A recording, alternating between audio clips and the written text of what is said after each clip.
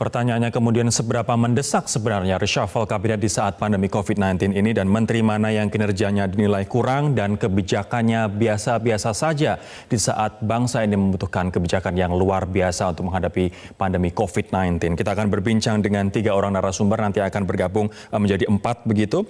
Ada Willy Aditya, politisi Nasdem, kemudian Mas Gun Gun Herianto, analis komunikasi politik UIN Syarif Hidayatullah, dan juga Burhanuddin Muhtadi, analis politik dari Indikator Politik Indonesia. Selamat malam teman-teman, apa kabar? Saya sekarang akan kembali ke Mas Gun Gun. Mas Gun Gun, terkait dengan apa yang kita lihat soal kinerja kabinet yang kita lihat di masa pandemi ini dan juga setelah apa yang dipertontonkan kepada publik, utamanya terkait dengan video kemarahan dari Presiden Jokowi pada tanggal 18 Juni lalu yang baru dirilis 28 Juni lalu, Mas.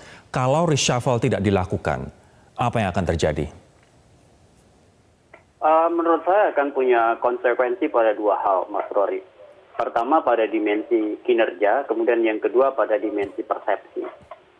Dan dalam konteks situasi hari ini itu akan berkelindan. Maksud saya begini, dalam konteks dimensi kerja tentu Pak Jokowi kan dalam pernyataannya jelas eksplisit menyatakan bahwa ingin memperbaiki rentang kontrol, rentang kendali atas beberapa kinerja menteri yang buruk atau tidak optimal, performa kinerjanya di bawah rata-rata. Dan itu kemudian dinyatakan secara eksplisit pada saat kemarahan di tanggal 18 Juni itu, meskipun baru dirilis 28 Juni. Jadi ada beberapa misalnya pos kementerian juga yang secara eksplisit disebut. Artinya kalau kemudian tidak ada reshuffle, tentu ini kemudian terkait dengan bagaimana kabinet Jokowi itu melakukan akselerasi kalau kemudian misalnya tidak ada upaya perbaikan. Perbaikan itu bisa 2 hal. Pertama, setelah misalnya sekarang dinyatakan oleh Pak Jokowi secara eksplisit menjadi prakondisi, ada nggak perbaikan dari para menteri itu?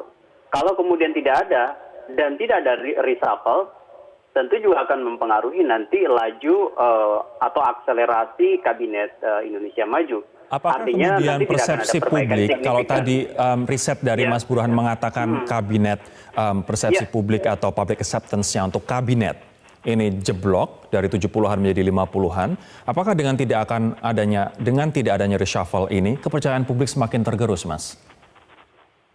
Nah, itu yang saya maksud dimensi kedua, yaitu dimensi persepsi publik. Kalau kinerjanya tidak ada perbaikan, kemudian persepsinya publik memburuk, itu tentu akan berpengaruh pada reputasi kabinetnya Pak Jokowi, termasuk menurut saya juga pada reputasi kepemimpinan Pak Jokowi.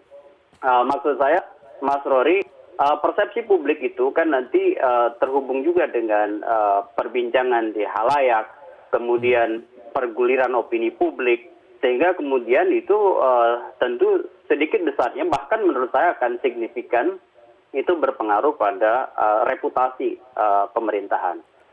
Oleh karena itu maka 2 dimensi itu menjadi sangat penting dan strategis, apalagi momentum hari ini adalah momentum yang membutuhkan kinerja yang ekstra akibat pandemi yang mengakibatkan krisis multidimensi.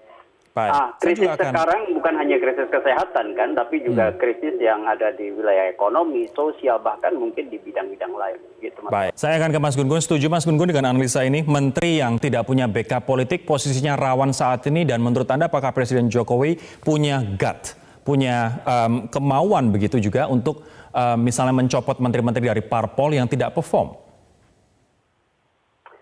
Ya, saya pikir kalau kita melihat pola di reshuffle pertama, ya di periode pertama itu memang yang paling rawan menteri-menteri yang tidak punya reference power, kekuatan rujukan, terutama sebut saja kita sebut misalnya parpol gitu ya.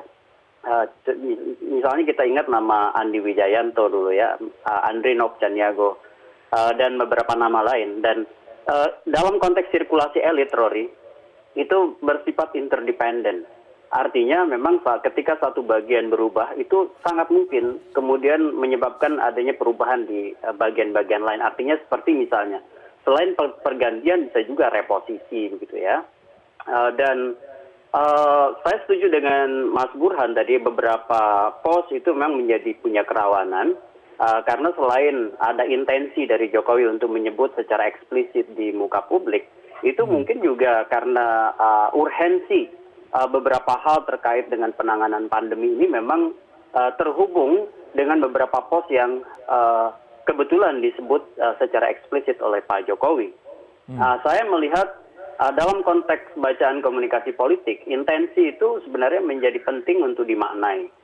Ketika maknanya ke dalam dan keluar, mana ke dalam adalah tadi saya sudah sebut, pernyataan itu ditunjukkan kepada para menteri. Kemudian makna keluar membangun semacam komunikasi persuasi bahwa pemerintah berupaya untuk melakukan pembenahan.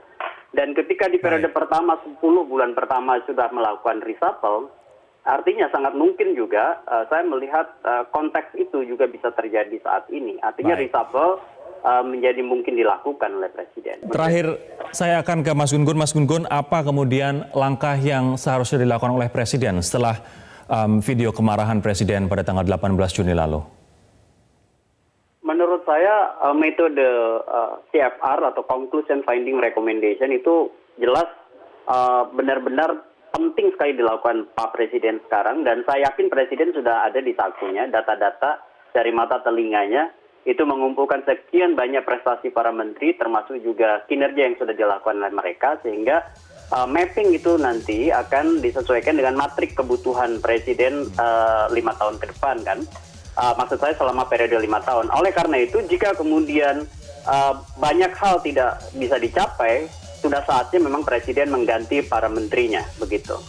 Baik, pandemi COVID-19 ini masih jauh dari selesai, namun eksesnya sudah kemana-mana dan juga dampaknya sudah kita rasakan. Dan para ahli memprediksi bahwa dampak ini juga akan kita rasakan sampai 5 tahun ke depan. Tentu saja kita butuh menteri-menteri dan juga pemerintah yang cakap untuk menavigasi segala kebijakan dan juga aturan untuk go through pandemi ini. Terima kasih sekali lagi teman-teman atas waktunya di Prime Talk. Pemirsa, demikianlah perbincangan kami. Semoga bermanfaat. Kita tunggu saja seperti apa langkah selanjutnya dari Presiden, apakah reshuffle atau tidak. Dan kalaupun jadi reshuffle, orang seperti apa yang akan ditempatkan di pos-pos sentral tersebut. Saya Rory Asyari undur diri. Terima kasih, sampai jumpa.